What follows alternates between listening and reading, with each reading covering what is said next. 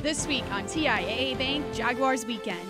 After a tough Sunday in Kansas City, the Jaguars are back on the road in Dallas looking to bounce back. We still feel like we're the best team out here. You got to play us and beat us to show us different. We're sitting down with head coach Doug Marrone for a closer look at the Cowboys. Plus, we know Jaylen Ramsey can talk the talk. Let's go! We'll see if 2.0 has an eye for fashion. You can get as creative as you want. Oh, well then. Do as many as you want. I can do a bucket hat? Yeah. All that and more ahead on TIAA Bank Jaguars Weekend.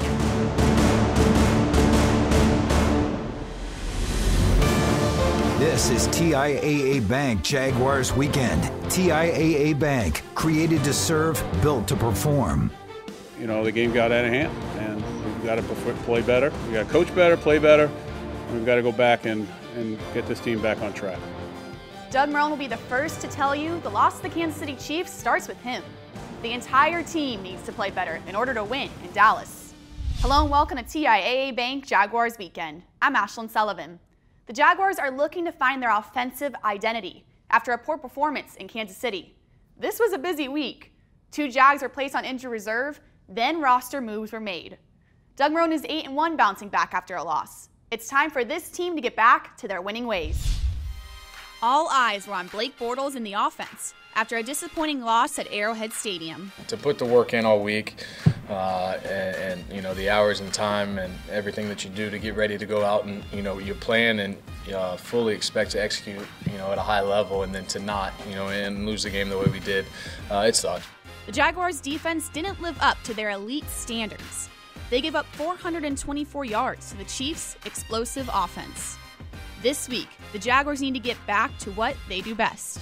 We get into the meat and potatoes of the schedule. We got 3 tough opponents coming in.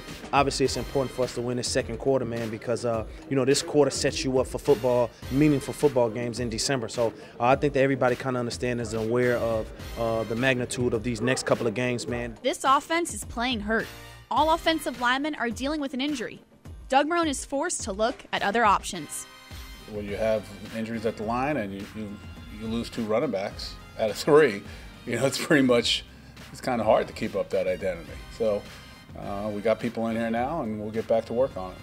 With a banged-up backfield, they added a veteran running back who wants to contribute immediately. And I was happy when they called, and I wanted to win the Super Bowl. I mean, that's why I only kept my options open, because I did, you know what I'm saying, want to win. I want to win the Super Bowl and to have a good chance to do that, so I came here to contribute.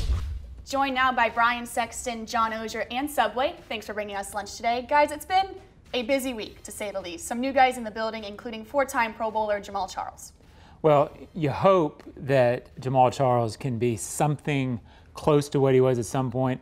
And I'm not saying that he can do that for an extended period of games. Yeah, in moments. What you hope for is maybe he can give you a series or 2, maybe he can give you a game or 2 in a pinch. Not the 4-time Pro Bowler, but maybe a flash or 2. Well, he gives you something that you think that you can lean on a bit. He's more of a TJ Yeldon, though, than he is a Leonard Fournette, which is why they signed David Williams and then brought Bo Scarborough in for the practice squad. This team's personality is the power running game. And John, I thought for months that they should have added some more power in the offseason, at least guys that could keep the continuity of the offense alive when Leonard wasn't going to be healthy. Now with those guys, to me, the statement of the week is we're a power running team. Williams and Scarborough coming in here, tell me that. Yeah, I'd be surprised if those guys get a lot of run this week, but better to have 2 TJ Yeldons than 1, which is what you had against Kansas City. It wasn't enough. And forget whether he plays this week or not. This is a long-term play. They're not changing their personality this year. They need more guys who can run in Fournette's style, if not to his level, obviously. And they doubled down. We talked about them not having their personality. Now they're trying to get it back. Right, you mentioned the power running team, but in order to do that, you have to have a healthy offensive line, and they don't have that right now. No, they really don't. And it isn't that, I mean, they're missing Cam Robinson, obviously. Josh Wells, his backup is gone, and everyone wants to focus on that left tackle spot. And I get that, it's an important position. But Jeremy Parnell and A.J. Cann and Brandon Linder and Andrew Norwell have all been on the injury report in recent days and in recent weeks. They're not 100%. This group is banged up, and it's an area of concern. I think Norwell and Josh Walker are the big issues. To me, Parnell is going to be on the injury report. To me, Brandon Linder is going to be on the injury report.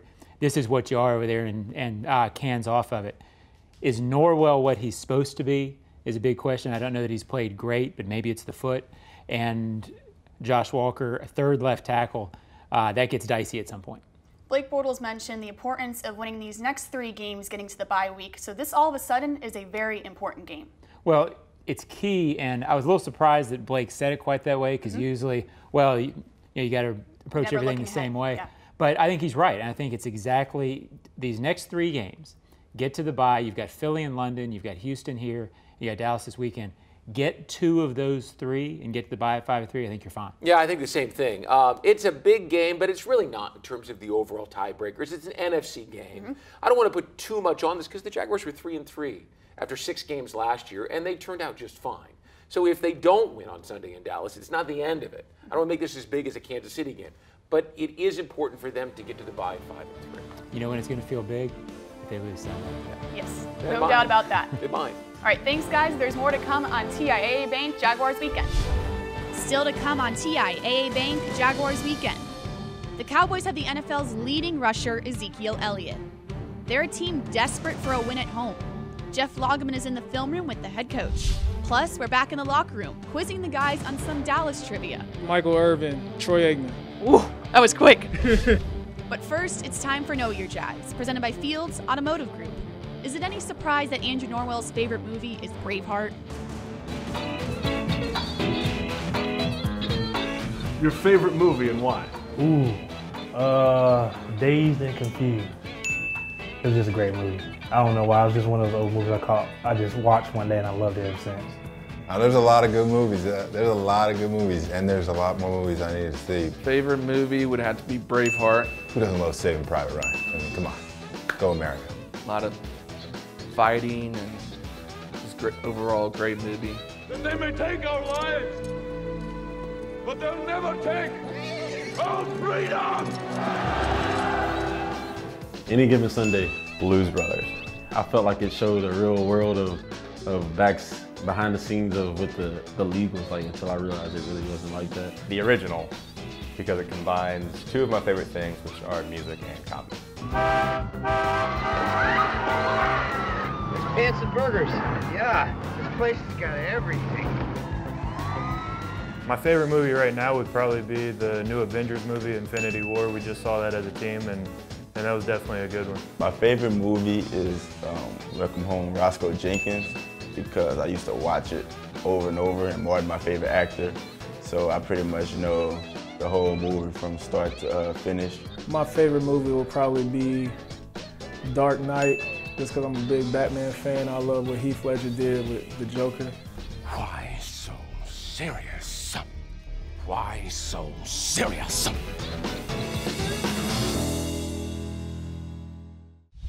Jaguars Weekend is presented in part by TIAA Bank, created to serve, built to perform, and Geico. 15 minutes could save you 15% or more on car insurance. Visit geico.com to see how much you could save. We still feel like we're the best team out here. You got to play us and beat us to show us different. But when you play us and line up on Sunday, you better bring your hard hat. The focus for the Jaguars will be stopping the Cowboys' rushing attack. Telvin Smith and Myles Jack will have their hands full trying to stop a powerful running back like Ezekiel Elliott. Welcome back to TIAA Bank Jaguars Weekend. I'm Ashlyn Sullivan. The Jaguars have won the past 2 meetings with the Cowboys and Big D. It won't be easy to make it 3 in a row. The Cowboys are in desperate need for a win after an overtime loss to the Texans. Dallas quarterback Dak Prescott has a big arm but doesn't have many weapons on the outside. Jeff Lageman has an inside look at the Cowboys offense with head coach Doug Marrone. Doug, you guys have a great challenge this week. Ezekiel Elliott, arguably the best running back in football, but a little number for you, and you probably already know him, but for the people, 41.2% of the yardage output goes through his hands, which is an incredible number. Absolutely. You know, it's one of the keys to the game, obviously, is to be able to contain him. He can do so much, not only just as a runner, but he runs inside, he runs outside, he runs with power, he can make people miss, he has a great stiff arm, and he's great out of the backfield. He's their leading receiver on 3rd down, and they split him out and empty, and if he gets the ball in space, he's tough to bring down. They got great vision. Clowney comes underneath here and is in the backfield, and I mean, stopping on a dime, accelerating to the outside, and making something positive out of what most backs it would have been a negative. That's true. I think it goes ahead. You could see just the quickness, just being able to stop, and obviously he has great vision. And we're going to have to do a good job of maintaining all the gaps and winning the blocks up front and getting people to him to bring him down.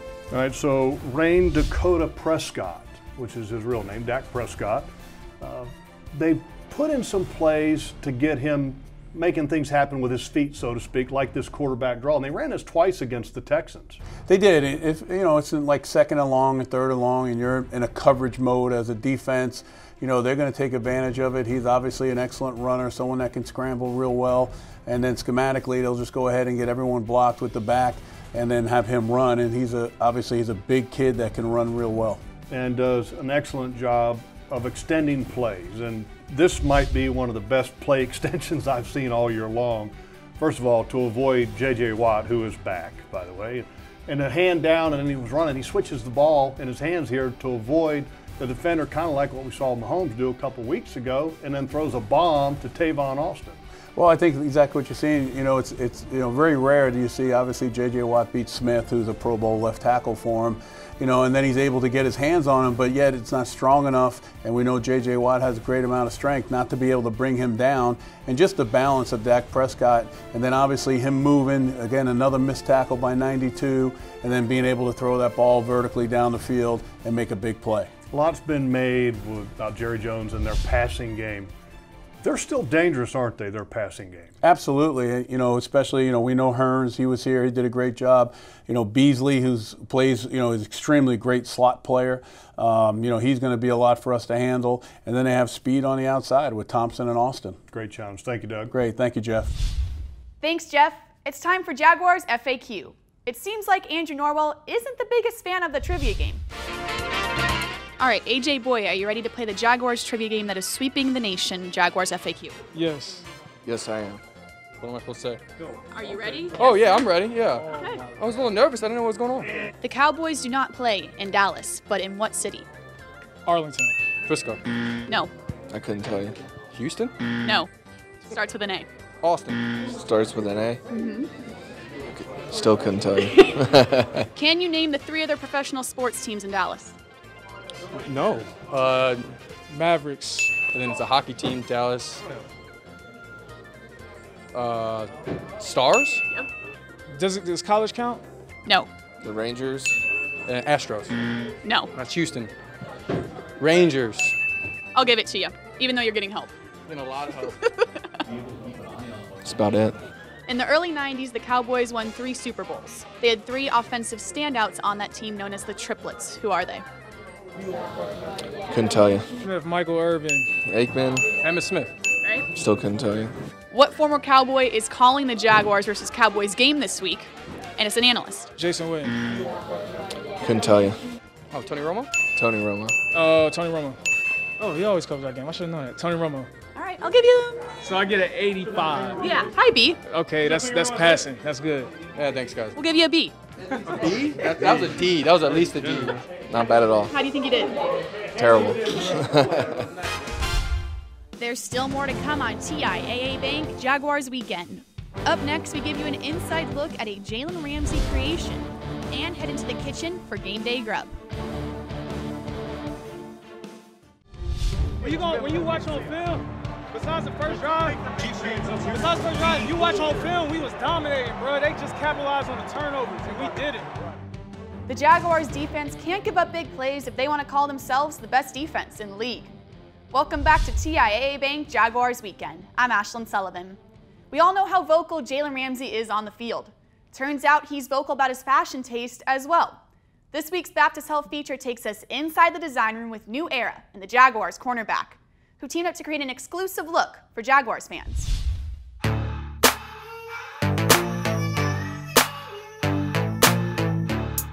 Jaylen. Nice to meet you. Drew. Jaylen. The way this works is you can pretty much pick a name, do whatever you want. Drew over here is going to take it, put it on his computer there, and put it up there, see if you like it as we're working. We're going to let you create however you want to create, but in the past, history dictates that the best way to do it is have some kind of team theme behind the Jaguars, right? Because you want to get the sales, then the money goes to your charity. You can get as creative as you want. Oh, well then. Do as many as you want. I can do a bucket hat? Yeah. Oh yeah, you can do whatever you want, yeah. I can do a dad hat and a bucket hat. Sure.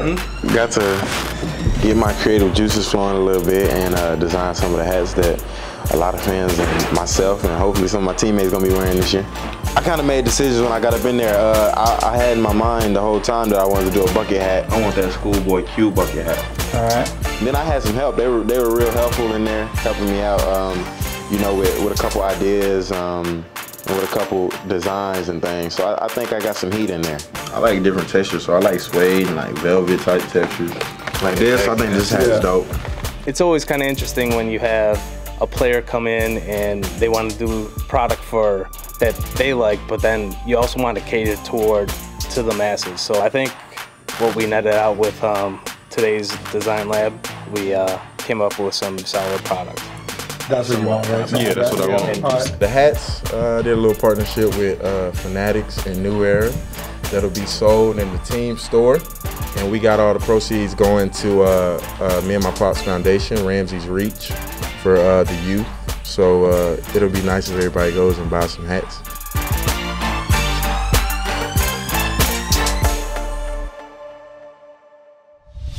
Who knew Jaylen Ramsey had such fashion sense? It's time for Game Day Grub, presented by Tico People's Gas. This week we're cooking roasted pork peach jam.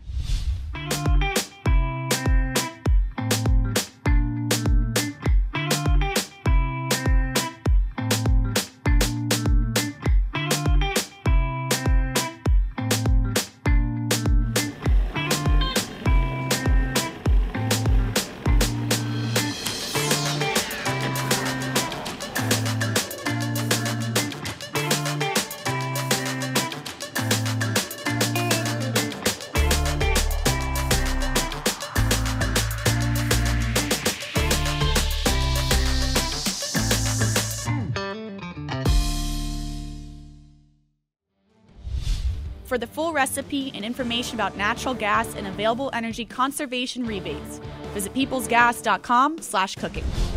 There's more to come on TIAA Bank Jaguars Weekend. The keys to bouncing back are next. Our offensive identity is ever-changing. I think it's versatile. You know, I think you always talk about wanting to find your identity and who you are.